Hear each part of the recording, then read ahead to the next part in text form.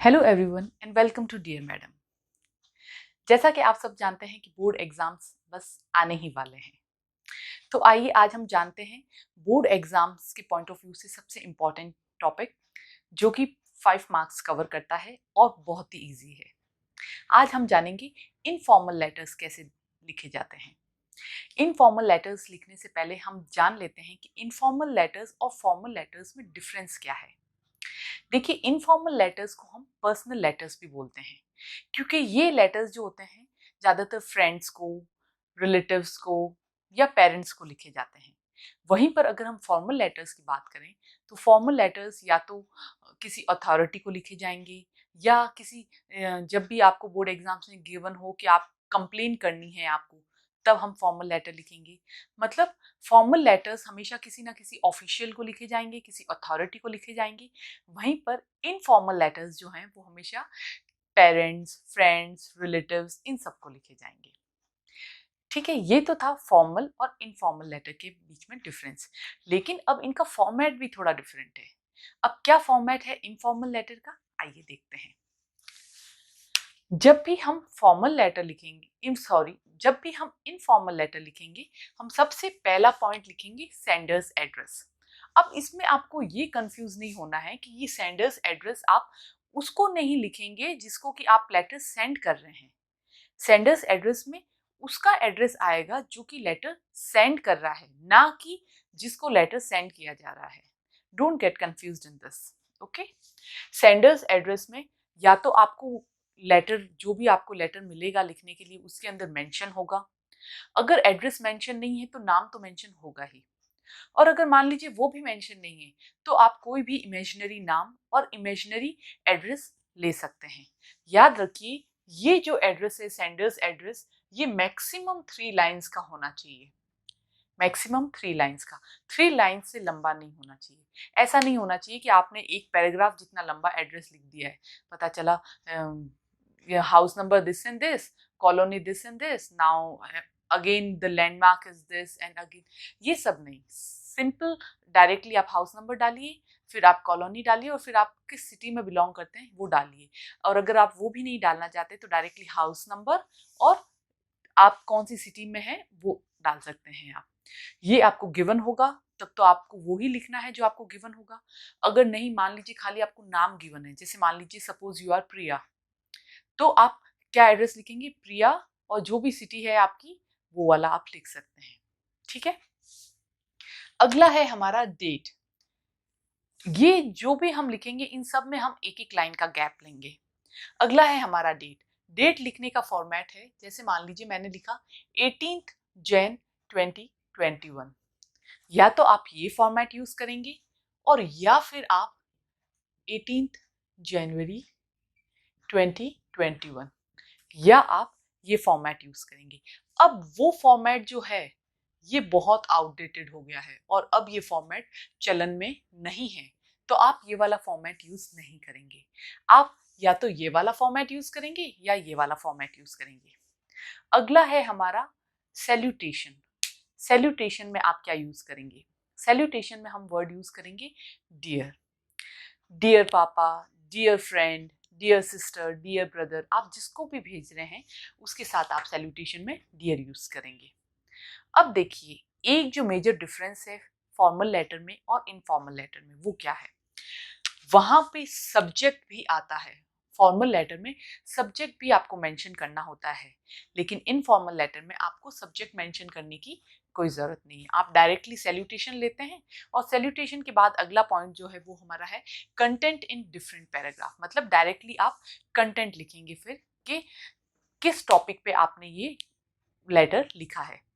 अब informal letter में ज़्यादातर ये होता है कि आप मान लीजिए आपके ब्रदर ने बहुत अच्छा स्कोर किया है बोर्ड एग्जाम्स में, तो आप इसको कंग्रेचुलेट कर रहे हैं, या आपकी सिस्टर की शादी होने वाली है तो आप उसको कंग्रेचुलेट कर रहे हैं, या आपने कहीं पे कोई ट्रिप किया है तो आप अपने पेरेंट्स को उस ट्रिप के बारे में, आपने क्या क्या एडवेंचर्स वहाँ पे किए उसके बारे में इन्फॉर्म कर रहे हैं। ये सब बातें इनफॉर्मल लेटर में आती है, तो कंटेंट भी आपका उसी से रिलेटेड होना चाहिए। ठीक है, लास्ट है हमारा क्लोजिंग ऑफ द लेटर। अब क्लोजिंग ऑफ द लेटर में तो आप ये लाइन तो आप रट ही लीजिए, क्या है वो, convey my best regards to. अब आप अगर मान लीजिए सिस्टर को लेटर लिख रहे हैं तो आप क्या लिखेंगे, convey my best regards to brother and parents. अगर आप पेरेंट्स को लिख रहे हैं तो आप लिख देंगे convey my best regards to sister, brother etcetera. मतलब जिसको आप लेटर लिख रहे हैं आप उसको अपना बेस्ट रिगार्ड्स कन्वे नहीं कर रहे हैं, उसको छोड़ के आप बाकी फैमिली मेंबर्स को अपने बेस्ट रिगार्ड्स कन्वे कर रहे हैं। फिर आता है हमारा एक्सप्रेशन ऑफ क्लोजिंग। अब देखिए इसमें क्या लिखेंगे। अगर आप किसी ब्लड रिलेशन वाले को लिख रहे हैं तब आप लिखेंगे योर्स अफेक्शनेटली। जैसे मान लीजिए मैंने अपने भाई को लिखा या मैं अपने फादर को लिख रही हूँ, अपनी मॉम को लिख रही हूँ, तब मैं लिखूंगी योर्स अफेक्शनेटली। वहीं पर अगर मैं किसी फ्रेंड को लिखती हूँ तब मैं लिखूंगी योर्स सिंसियरली। ये फिक्स्ड है, ये आप रट लीजिए बिल्कुल, ठीक है। और लास्ट में है आपका नाम और सिग्नेचर ऑफ द सेंडर, आपका नाम और आपका सिग्नेचर। तो ये फॉर्मेट आपको इसी सीरीज में याद रखना है और ये लेटर इसी सीरीज में ही आएगा। एक बार वापस रिवाइज कर लेते हैं। सबसे पहले आएगा सेंडर्स एड्रेस, जिसमें उसका एड्रेस आएगा जो लेटर भेज रहा है। अगला आएगा आपका डेट, जिस डेट को लेटर भेजा जा रहा है उसका। अगला आएगा आपका सैल्यूटेशन। फिर आएगा आपका कंटेंट, आपका लेटर रिगार्डिंग किस बात के रिगार्डिंग ये लेटर भेजा जा रहा है वो आएगा। फिर आएगा आपका closing of the letter. Closing of the letter में ये लाइन आप याद कर ही लीजिए, convey my best regards to. फिर आएगा आपका expression of closing. Expression of closing में योर्स अफेक्शनेटली और योर्स सिंसियरली। और लास्ट में है आपका name and signature of the sender. ठीक है, चलिए देखते हैं कि एक अगर हम पेज पे या एक कॉपी में अगर हम लिखें तो हम किस हिसाब से लिखेंगे। सबसे पहले मान लेते हैं कि हम यहाँ पे लिखेंगे सेंडर्स एड्रेस। अब देखिए ये जो भी हमने यहाँ पे शो किया है ब्रैकेट में डाल के, उसके बाद कुछ स्पेस छोड़ा है, इस स्पेस का मतलब है कि आपको जो भी लिख रहे हैं उसके बाद आपको एक लाइन खाली छोड़नी है। ठीक है, तो सबसे पहले आएगा सेंडर्स एड्रेस। और ये सब दूसरी सेकंड बात इंपॉर्टेंट जो है, ये सब एक इसी सीरीज में आएंगे। ऐसा नहीं है, पहले ये पैटर्न चलता था कि आधा पार्ट आपने इस तरफ लिखा और वो थैंकिंग यू और वो वाला पार्ट आप राइट हैंड साइड में लिखते थे और कुछ पार्ट आप लेफ्ट हैंड साइड में लिखते थे।